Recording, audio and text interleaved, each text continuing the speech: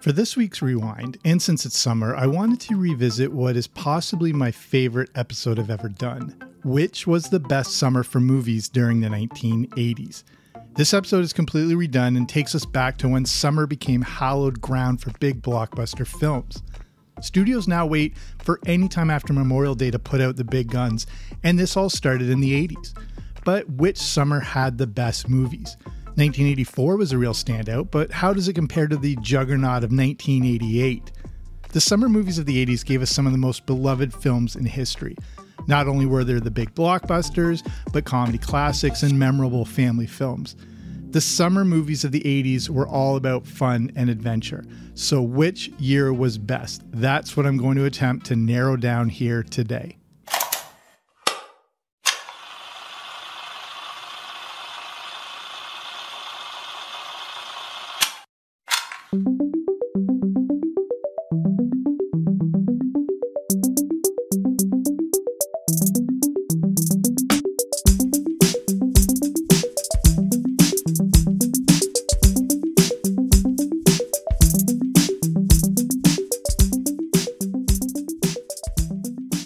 So how did big summer movies become a thing? We can really chalk this up to George Lucas and Steven Spielberg. This all unofficially started in 1975 when Jaws was released. It became a massive hit and was the highest grossing film up to that point. Then, in 1977, George Lucas put out a little robots and aliens movie that would change the landscape of Hollywood forever. They released these movies in the summer, and studios were noticing something. Since most people were on vacation and off from school, they had been going back to see Jaws and Star Wars countless times. It seems like a no-brainer now, but studios didn't consider that younger people had little to do in the summer. But this was also because there hadn't been any monumental, groundbreaking movies like Jaws and Star Wars. So you could say that the idea of summer being the biggest movie season inadvertently started with Jaws and was cemented with Star Wars. By the time the 1980s rolled around, there would always be at least two gigantic movies released each summer. So, which was the best one? And like I alluded to, I've never struggled more with a list like this. I went back and forth on the order, constantly changed things around. Eventually, I just had to stop, or I don't think I'd ever finalize this thing. Even now, I'm still debating the top three a little bit. But there are also a few caveats when putting together this list. The summer movie season officially kicks off Memorial Day weekend, which is usually near the end of May. This is also the official kickoff for summer. So to officially be a summer movie release, they had to have been released by Memorial Day weekend or later, and I cut things off at the end of August. Many of these movies are topics I've done much more in-depth episodes about, so you can go back if anything sort of strikes your fancy and see what I've done to cover that movie itself. For each year, I'll do a brief intro and talk about the theme that seemed to run through that summer. I'll also wrap up each section talking about which I think was the most notable movie for that year and how it stacks up in the list of the best summer movies for the 80s. Okay, here we go. At number 10, the summer of 1983. The theme here is that this is the single blockbuster summer. So here are some standout movies: Return of the Jedi, Trading Places, Superman 3, and National Lampoon's Vacation. Return of the Jedi was such a highly anticipated movie that I don't think any other studio wanted to go up against it. And fair enough, this was the culmination of the Star Wars trilogy. The summer of 1983 didn't offer a lot when it came to epic 1980s pop culture type films. National Lampoon's Vacation was the perfect offering to go up against the science fiction juggernauts in Return of the Jedi and Superman 3. You always need those comedies mixed in to balance out the over-the-top big screen blockbuster. So, not the best summer overall, but it contains one of the best movies of the entire 1980s. At number 9, the summer of 1981, and I'm calling this the summer of indie. Not independent films, but Indiana Jones. So this summer we have Indiana Jones and the Raiders of the Lost Ark, then The Evil Dead. There was Porky's and Mad Max 2, The Road Warrior. It's hard to emphasize what a monster hit Indiana Jones and the Raiders of the Lost Ark is. I really recommend checking out the episode I did all about the history of Indiana Jones and whether he was based on a real person and how these movies came to be. But adjusted for inflation, it made nearly $1 billion. And this is a good time to point out that these movies opened on way fewer screens. There weren't giant 32-screen multiplexes that showed the same movie around the clock. You only had limited showings. But Indiana Jones dominated the summer of 1981 and most of the year. Porky's is notable because it's that summer comedy offering that will always be able to carve out its own little niche. When you put those risque teen sex comedy tropes into the mix, there's always going to be an audience for it. The Evil Dead was a great release for horror fans, and the Mad Max movies certainly made an impact. This is still the early days of turning the summer into blockbuster season, so it's understandable that there's a limited amount of choices, but you can see how notable those choices were. At number 8, The Summer of 1988. And this is one I struggled with a little bit, but I'll explain why. This I consider the summer of sequels. There's a bunch. We've got Young Guns, Crocodile Dundee 2, Rambo 3, Big, Who Framed Roger Rabbit, Coming to America, Short Circuit 2, Cocktail, Die Hard, A Fish Called Wanda, Big Top Pee-wee, Caddyshack 2, and one of the worst movies ever made, Mac and Me. By this point in the 1980s, there had been several blockbuster movies. There was now a lot of money in sequels, and those big hits from 2 to 3 to 4 years ago now had new releases for the summer of 1988. This was an era where movies seemed to take longer to make, so enough time had passed that a bunch of new classics had time to build a big following. It's hard not to have the summer of 88 higher on this list, but the sequel issue makes it a little trickier for me. I see them as a follow-up to something already successful and not exactly an original offering. The big standouts here have to be Who Framed Roger Rabbit and Die Hard. The summer of 1988 was the summer that really had something for everyone. You had action-adventure, comedy, and again, the worst movie of all time in Mac and Me, which I've done a whole show about. Funnily enough, there weren't any big science fiction fantasy blockbusters this summer. Another reason why I had it a little farther down the list. At number 7, The Summer of 1985. And I call this one the Summer of True Adventure. Here's what we had. A View to a Kill, Fletch, Back to the Future, The Goonies, Mad Max Beyond the Thunderdome, National Lampoon's European Vacation, Pee-wee's Big Adventure, Follow That Bird, Weird Science, and Teen Wolf. When I think of the summer of 1985 for movies, I just think fun and adventure. These movies were all about fantasy and escapism. Many of these films are the definition of that escapism. This year, of course, is centered around Back to the Future. Not only is it my favorite film of all time, I think it's the definitive 1980s film. And a lot of people felt the same way. Back to the Future was the #1 movie for an astounding 13 straight weeks. This made it not only the most successful film of the summer, but easily of the entire year. Michael J. Fox was also pulling double duty with Teen Wolf, which I had forgot had come out that same summer. But then there's the movie that many cite as their all-time favorite 80s movie, The Goonies. This is the positioning I really felt I had the most trouble with determining this order. I think it's because Weird Science, Teen Wolf, Follow That Bird, and Fletch were not gigantic hits, but they all gave us that fun and adventure that we go to the movies for. At number 6, The Summer of 1980. And this one I called the Summer of Influence. So look what we have here. Caddyshack, Friday the 13th, Airplane, The Empire Strikes Back, The Shining, and Mad Max. 1985 arguably had more hits, but the summer of 1980 had some of the most influential movies in film history. Just look at that lineup. You've got the best of all the Star Wars movies, and the one that changed the way people viewed what a sequel could even be. Then you've got Caddyshack and Airplane, which are two of the most influential comedies of all time. Mad Max redefined what a film experience could be. And then there's The Shining, possibly my second favorite movie ever. And again, one of the most influential horror movies ever made. Throw Friday the 13th in there, and you've got a collection of films that redefine what each genre could be. The amazing thing about the summer of 1980 is that most of these gigantic and classic films all came out within a week of each other.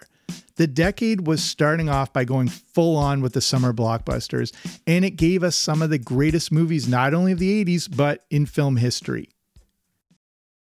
At number 5, I've got the summer of 1987, and the theme here is the summer of just pure fun.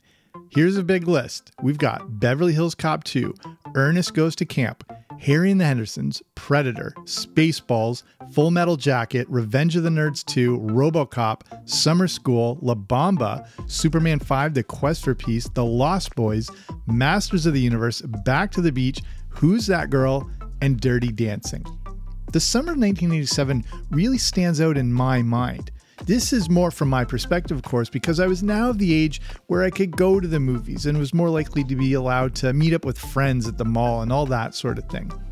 The movies that came out in the summer of 1987 had this more light-hearted, upbeat feel to them. You may remember them that way or not, but I remember them being promoted this way, and it was the summer where I really felt you didn't want to miss out on any of them. Maybe that was the age I was at the time, and more friends were able to see some of these things, so you felt a little more influenced or pressured to go see them. The commercials and trailers of many of these films really conveyed that sense of summertime fun. The summer of '87 had one of the best balances of different film genres. There were comedies, family movies, science fiction, and action-adventure. To me, the big standouts are RoboCop and Spaceballs. And I've done a full review of RoboCop over at patreon.com if you want to have access to the Everything 80s movie review podcast. I'll talk about that more at the end of this show. But Spaceballs, to me, one of the most influential films of my childhood. Things in that movie that I still quote to this day. Maybe you're the same. 1987 didn't have the greatest movies of all time, but to me it stands out as one of those classic 80s summers when an entire family could go to the movies and everyone could find a movie that they liked and that was catered to them. Okay, number 4, the summer of 1982. This one I'm calling the summer of epicness. We've got Rocky III, Poltergeist, E.T., Blade Runner, The Thing, Tron, and Fast Times at Ridgemont High. An epic is the only word that I can use to describe some of these movies from 1982. The studios, directors, and producers were really pushing the boundaries of what films could be. The technology was improving so that it wasn't a distraction, but actually serviced the story. I own several of these on Blu-ray, and a lot of them look like they were made yesterday. E.T., Blade Runner, and Tron specifically were way ahead of their time. Again, you watch these movies now. I always reference Blade Runner. This movie looks like it was only made 5 to 10 years ago. The more I look at this lineup, the more I think it could be the best summer for movies of the entire decade. I think the only thing that holds it back is the focus on supernatural science fiction.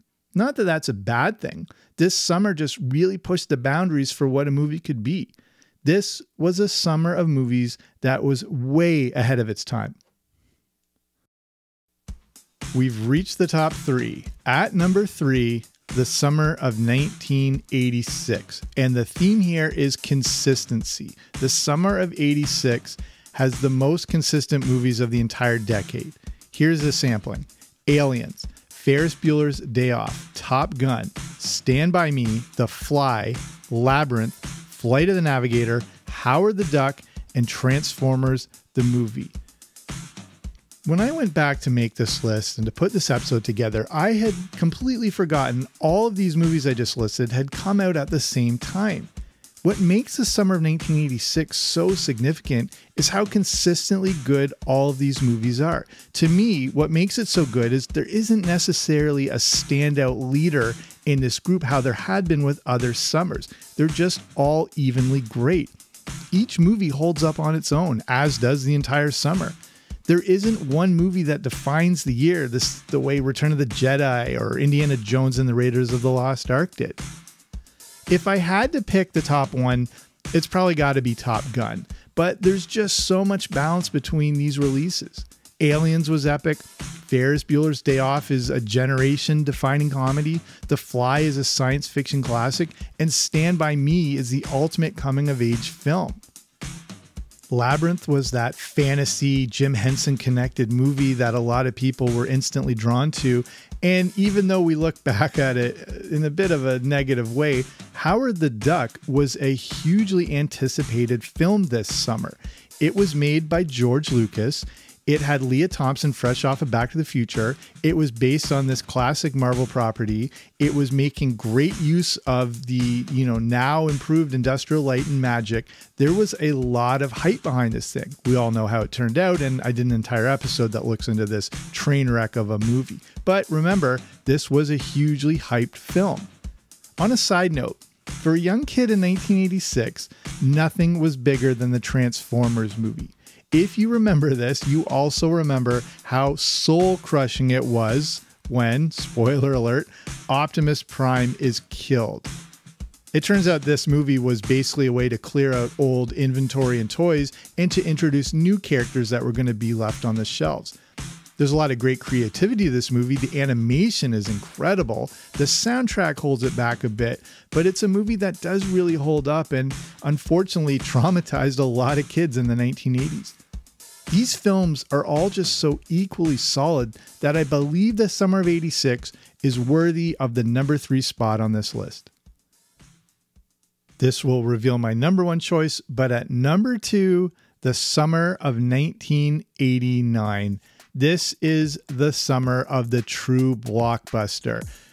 Get ready for a big list. We've got Indiana Jones and the Last Crusade, Dead Poets Society, No Holds Barred, Batman, Ghostbusters 2, Honey, I Shrunk the Kids, Weekend at Bernie's, The Karate Kid Part 3, License to Kill, When Harry Met Sally, UHF, Turner and Hooch, Parenthood, and Uncle Buck. So this summer could easily be in the number 1 spot, but I think my choice holds up when we get to it. Still, this is the summer that defined what the blockbuster could be.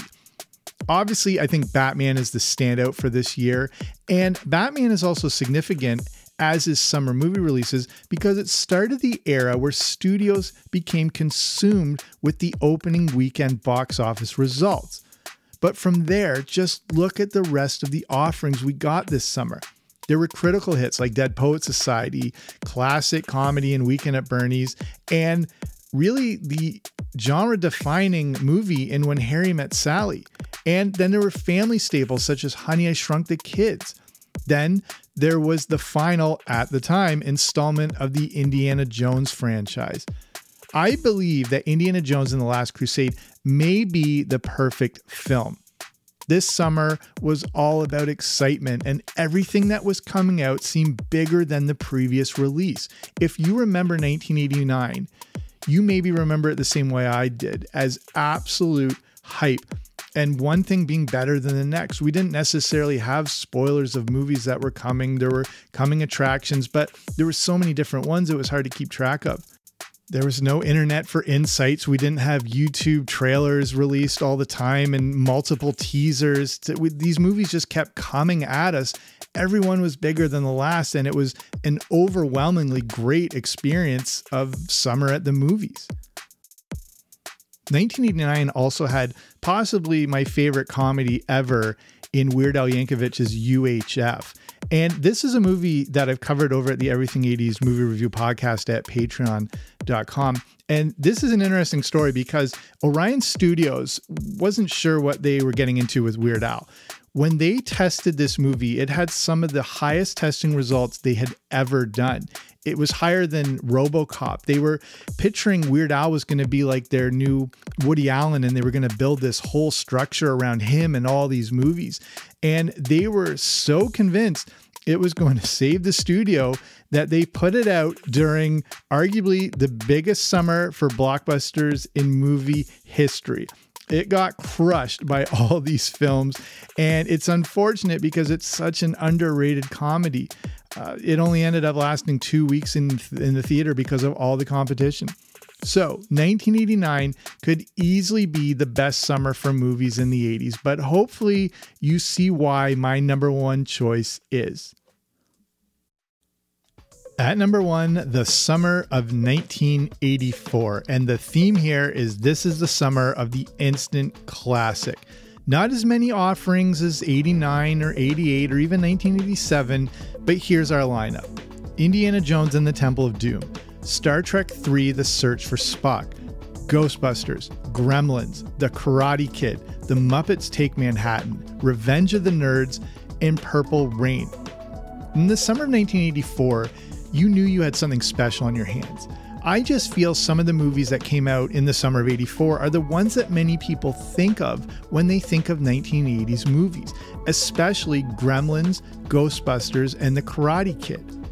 But then add to that the highly anticipated follow-up to Indiana Jones and the Raiders of the Lost Ark.